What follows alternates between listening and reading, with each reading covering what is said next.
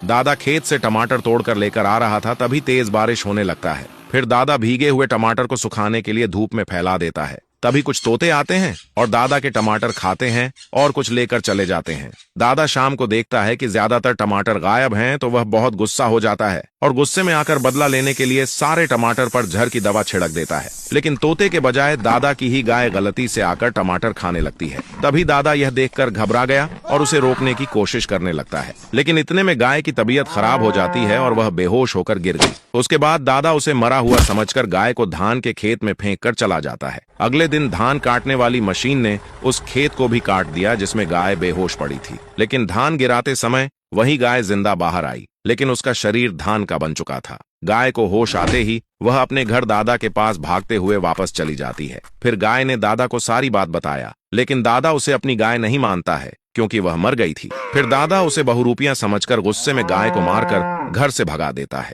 फिर गाय एक उम्मीद की किरण लेकर शहर चली गई कि शायद वे लोग मदद करेंगे, लेकिन शहर वाले भी उसे बेकार समझकर उसे मार मार कर भगा देते हैं। उसके बाद गाय परेशान होकर एक गांव में चली गई कि शायद गांव वाले नहीं मारेंगे, लेकिन गांव वाले उसे पहचान जाते हैं और दादा से गाय को वापस लाने का अनुरोध करते हैं। दादा गांव वालों की बात मानने के बजाय उसे बेवकूफ कहकर डांट कर भगा देता है। फिर गांव वालों ने उसे अपने ही गांव में रखने का फैसला किया और पेट भरकर खाना खिलाया। लेकिन कुछ दिन बाद एक बहुत बड़ा कमाल हुआ और गाय लगातार ढेर सारा धान देना शुरू कर दिया। उसके बाद गांव वालों ने सारा धान ट्रक में डालकर शहर में बेच देते हैं, जिससे देखते ही देखते एक मामूली सा गांव एक बड़ा सिटी बन गया। लोग वहां घूमने आने लगे। दादा गांव की अमीरी के चर्चे टीवी पर देखता है तो गाय के प्रति उसका विचार बदल गया और तुरंत वह गाय को उठाने के लिए एक गाड़ी लेकर गांव में चला जाता है। फिर गांव वालों को मेरी गाय कहकर उसे उठा लाता है ताकि वह भी अमीर हो सके। दादा उसे लाने के बाद बोला, तू मेरे लिए ढेर सारा धान दे वरना कमरे में बंद कर दूंगा। गाय यह फैसला